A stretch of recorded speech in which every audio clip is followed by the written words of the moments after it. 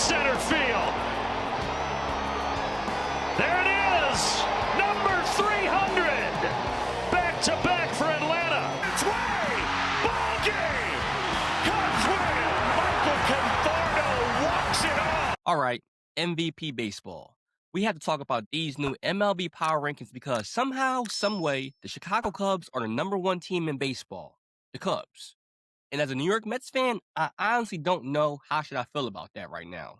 Because yes, the Mets finally climbed out of the bottom 5. Barely, but we're out of there.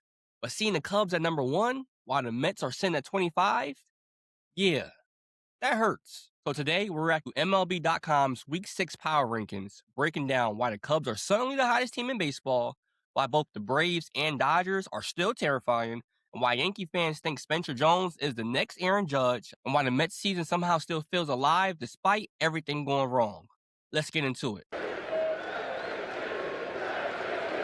What's going on, everybody? Welcome back to MVP Baseball. And if you really like MLB news, baseball reactions, power rankings, hot take, and everything happening around the league, make sure you subscribe right now because this season has already become absolute chaos. I don't think anybody predicted these rankings. Like, seriously, the Cubs, #1, not the Dodgers, not the Braves, not the Yankees. The Cubs. That's insane. But honestly, they deserve it. The article says the Cubs are the first team since the 1955 Brooklyn Dodgers that have multiple 10-game winning streaks within their first 40 decisions of the season. Do you understand how ridiculous that is? That's not just playing good baseball. That's historic baseball. And what's scary is they might not even be slowing down. The Cubs look deep.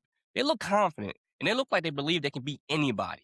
That lineup is producing, the bullpen is surviving injuries, and somehow Craig Counsell has that team rolling no matter who gets hurt. That's what good teams do. Because let's be real, most teams right now are falling apart. The Cubs, they just keep winning. And honestly, this is why baseball is so crazy. Because before the season started, everybody talked about the Dodgers, the Braves, the Phillies, the Mets, and Yankees. Now look at the rankings. The Cubs are #1 in baseball. That's wild. Now at #2, the Atlanta Braves. And honestly, they might still be the best overall team in baseball. The article mentions the passing of legendary Braves manager Bobby Cox. And when you think about baseball history, that dude is baseball history.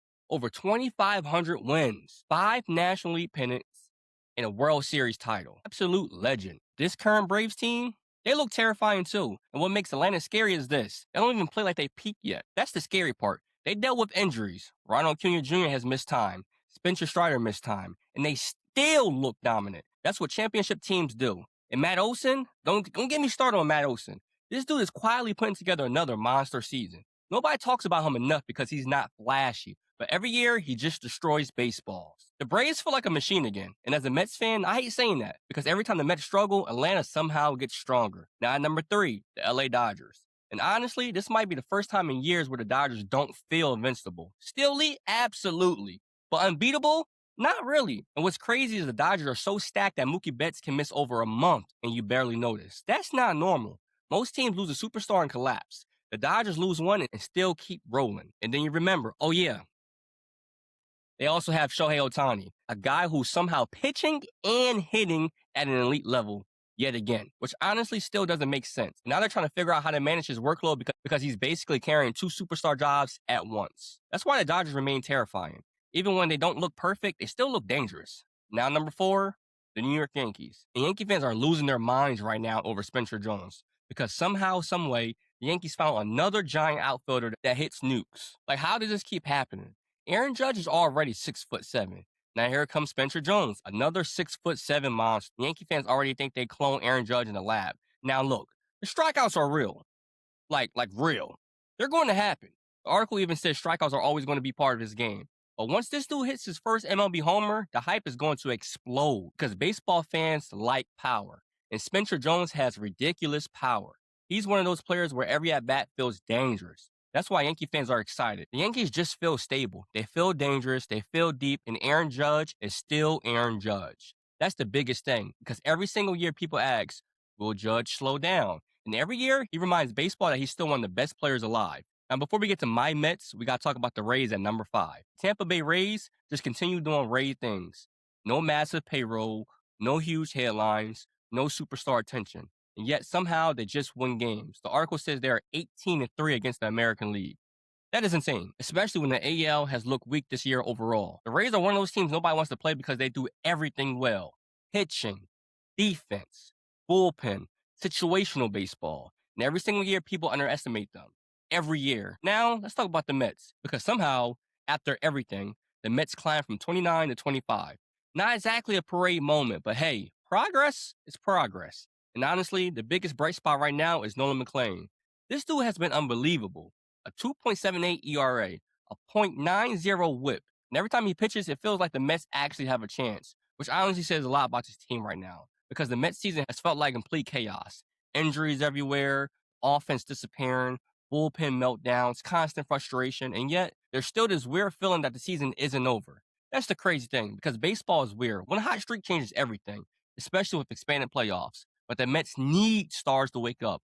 That's the biggest issue. Too many vets are underperforming. Too many games feel lifeless offensively. And Mets fans are exhausted because this team was built to compete for a World Series, not to fight to stay out of the bottom five. And honestly, seeing the Braves dominate while the Mets struggle, yeah, that makes it even worse. Now let's quickly run to the bottom five teams because there's some chaos happening there too. At number 26, the Houston Astros. And wow, this fall off has been ugly.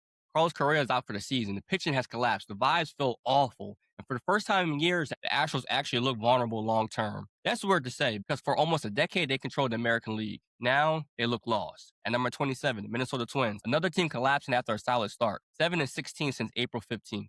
That's brutal. At number 28, the Colorado Rockies. And honestly, the Rockies trolling the Mets after that series still hurt. At number 29, the San Francisco Giants. At 30, the LA Angels, which honestly feels normal at this point. But the biggest takeaway from all these rankings, baseball makes absolutely no sense. The Cubs are number 1. The Mets and Astros are disasters. The Rays won't stop winning. And the Braves somehow look unstoppable again.